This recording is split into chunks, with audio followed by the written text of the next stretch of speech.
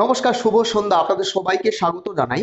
আমাদের রাজ্যে 42টি লোকসভা কেন্দ্রে 42 জন প্রার্থীর নাম ইতিমধ্যে তৃণমূল কংগ্রেসের পক্ষ থেকে ঘোষণা করা হয়েছে।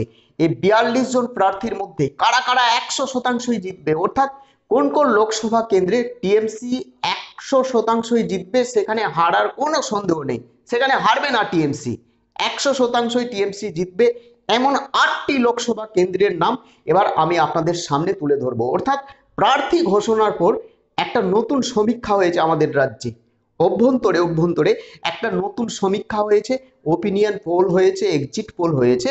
অর্থাৎ ওপিনিয়ন পোলের দরুন, সমীক্ষার দরুন কোন কোন 8টি লোকসভা কেন্দ্রে টিএমসি 100%ই জিতবে এবং কোথায় কোথায় টিএমসি হারবে বা কোথায় কোথায় টিএমসি জিততে পারবে না, সেই সমীক্ষা, একেবারে লাস্ট মুহূর্তের সমীক্ষা আমি আপনাদের সামনে তুলে ধরছি। কিন্তু তার আগে বলছি, কলকাতা হাইকোর্ট থেকে এই মুহূর্তের একটা গুরুত্বপূর্ণ রায় বলা যেতে পারে। যারা 2022 সালে প্রাইমারি টেট পরীক্ষা দিয়েছেন এবং যারা ফেল করেছেন তাদের জন্য অত্যন্ত সুখবর।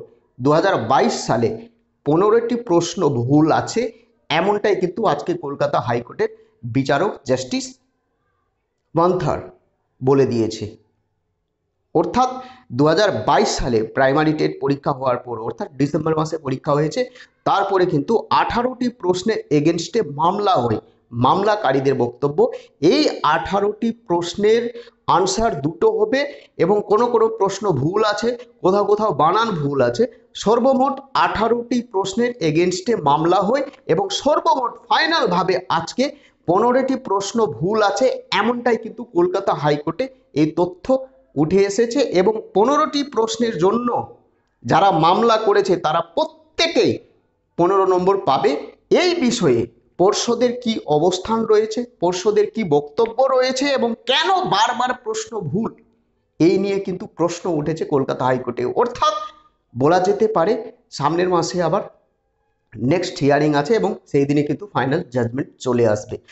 বিষয়টি হচ্ছে কেন বারবার প্রশ্ন ভুল, এবং এই যে 15টি প্রশ্ন ভুল রয়েছে, এই ভুল প্রশ্নের নাম্বার পর্ষদ দেবে কি দেবে না, সেই অবস্থান জানাতে হবে পর্ষদকে, এমনটাই রায় দিয়েছে কলকাতা হাইকোর্টের বিচারক। অর্থাৎ যারা 15 নম্বরের জন্য ফেল করেছেন, আপনারা আবার নতুনভাবে 15 নম্বর পাবেন, আপনারা পাস করবেন। আমি এর আগে বলেছিলাম যে হাইয়েস্ট ভুল রয়েছে 18টি প্রশ্নের এগেনস্টে, এবং এই 18টি প্রশ্নের এগেনস্টে যেদিন মামলা হয় সেই দিনই আমি অন্য একটা নিউজ চ্যানেলের মাধ্যমে আমি আপনাদের সামনে তুলে ধরেছিলাম, কিন্তু আমার কথা কেউ বিশ্বাস করেনি। দেখুন, কলকাতা হাইকোর্টে বিভিন্ন বিষয়ে মামলা হয়েছে, SSC group C, group D বিষয়ে মামলা হয়েছে। সিবিআই রিপোর্ট দিয়েছে এসএসসি 2016, এসএসসি গ্রুপ সি এবং গ্রুপ ডি বিষয়ে কোনো ওএমআর সিট নেই পর্ষদের কাছে। এসএসসি অফিসে, ক্ষমা করবেন, স্কুল সার্ভিস কমিশনে কোনো ওএমআর সিট নেই, ডিজিটাল ওএমআর সিট নেই, আসলে ওএমআর সিট নেই। আমি SSC group C, group D বিষয়ের কথা বলছি। সিবিআইরা বলছে যারা যারা চাকরি পেয়েছে শুধুমাত্র তাদের পাস করিয়ে সেই ওএমআর সিট কম্পিউটারে সংরক্ষণ করে রাখা হয়েছে, এবং যারা ফেল করেছে বা যত ওএমআর সিট ছিল সমস্ত ওএমআর সিট ডেস্ট্রয় করে দিয়েছে, এবং যারা ওয়েটিং লিস্টে রয়েছে শুধুমাত্র তাদের ওএমআর সিট রয়েছে। SSC group C, group D বিষয়ে বলছি। এবং এই নিয়ে কলকাতা হাইকোর্টে আবার মামলা হয়েছে, মামলাকারীরা 100%ই চাকরি পেতে চলেছে। আমি অ্যাডভান্স বলে দিলাম, আপনারা মিলিয়ে দেখবেন।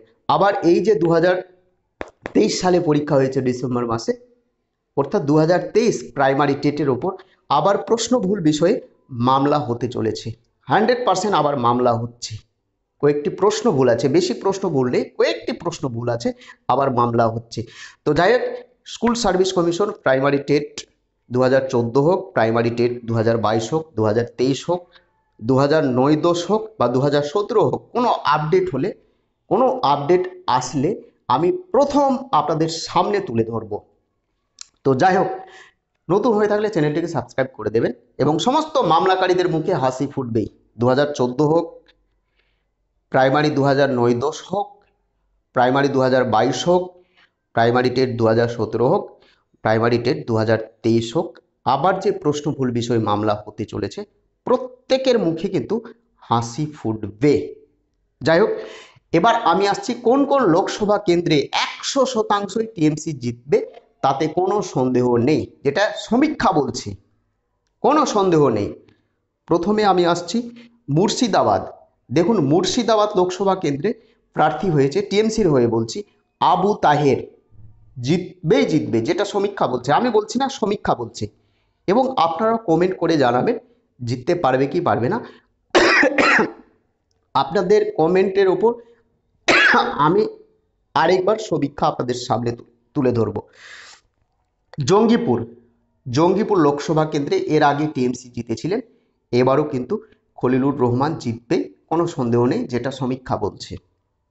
বর্ধমান দুর্গাপুর, কীর্তি আজাদ দাঁড়িয়েছে, নতুন প্রার্থী। এই কীর্তি আজাদকে মেনে নিতে পারছে না পুরাতন টিএমসির কার্যকর্তারা। তিনি বলতে চাইছে যে আমাদের মধ্যে প্রচুর স্বচ্ছ মুখ রয়েছে, যেটা সব সময় আমাদের আপদ বিপদে থাকে, আমাদের সঙ্গে থাকে। ফলত আমাদের পরিচিত মুখ, পরিচিত প্রার্থীকে দাঁড় করাতে হবে। সেখানে একটা গোষ্ঠী দ্বন্দ্ব চলছে। যদি কীর্তি আজাদের জায়গায় অন্য কোনো প্রার্থী, পরিচিত প্রার্থী দেয়, তাহলে কিন্তু টিএমসি 100% জিতবে, যেটা বলছে সমীক্ষা দল। আমি আসছি বীরভূম বলছে যে এখানে টিএমসি জিতবে 100%, অর্থাৎ শতাব্দী রায় আবার জিতবে। উলুবেড়িয়া, সাজদা আহমেদ 2019 সালে তিনি জিতেছিলেন, এবারও জিতবে, কোনো সন্দেহ নেই। উলুবেড়িয়া 100% টিএমসি জিতবে। আপনারা মিলিয়ে নেবেন, আমি যেটা সমীক্ষা বলি, হয়তো একটা থেকে দুটা এদিক সেদিক হবে, এর বাইরে হবে না। 100% এই যে আমি আজকে 8টা থেকে 9টা লোকসভা কেন্দ্রের নাম বলছি, প্রার্থীর নাম বলছি, এরা 100% জয়ী হবে, আপনারা মিলিয়ে নেবেন। উলুবেড়িয়া সাজদা আহমেদ। কলকাতা দক্ষিণ মালা রায়, সমীক্ষা বলছে জিতবেই। কলকাতা উত্তর সুদীপ বন্দ্যোপাধ্যায় 100% জিতবে। বসিরহাট হাজি নুরুল, দেখুন হাজি নুরুল, একে পরিবর্তন করা হবে।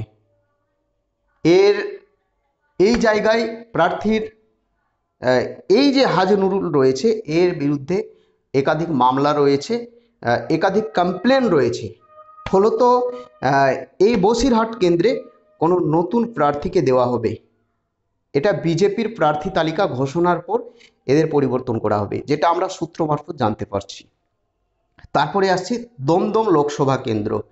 খানিকটা আমার সংশয় রয়েছে, কিন্তু সমীক্ষা দল বলছে যে জিতবে। আপনারা যদি দমদম লোকসভা কেন্দ্রের হয়ে থাকেন, অবশ্যই আপনারা কমেন্ট করে জানান যে সৌগত রায় জিততে পারবে। আমার খানিকটা সংশয় রয়েছে, কিন্তু সমীক্ষা বলছে যে না, সৌগত রায় বেরিয়ে যাবে। এই 9টি লোকসভা কেন্দ্রে 100% টিএমসি জিতবে। বাদ বাকি 33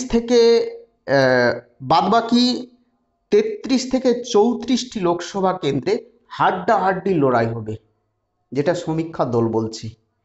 আপনাদের যদি কোনো মন্তব্য থাকে, আপনারা কমেন্ট করে জানাবেন।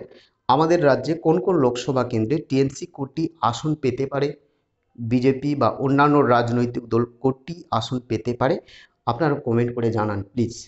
আপনাদের কমেন্টের ওপর আবার একটা এক্সিট পোল চালিয়ে যাব। ভালো থাকবেন, সুস্থ থাকবেন। আমার চ্যানেলে রাজ্য, রাজনীতি, দেশ বিদেশ, খেলাধুলা, primary TET, SSC group C, group D, যে কোনো মামলার খবর, কলকাতা হাইকোর্ট, সুপ্রিম কোর্ট, বিশ্বের সমস্ত খবর প্রথম আমার চ্যানেলে আপনারা পেয়ে যাবেন। ভালো থাকবেন, সুস্থ থাকবেন। জয় হিন্দ, বন্দে মাতরম।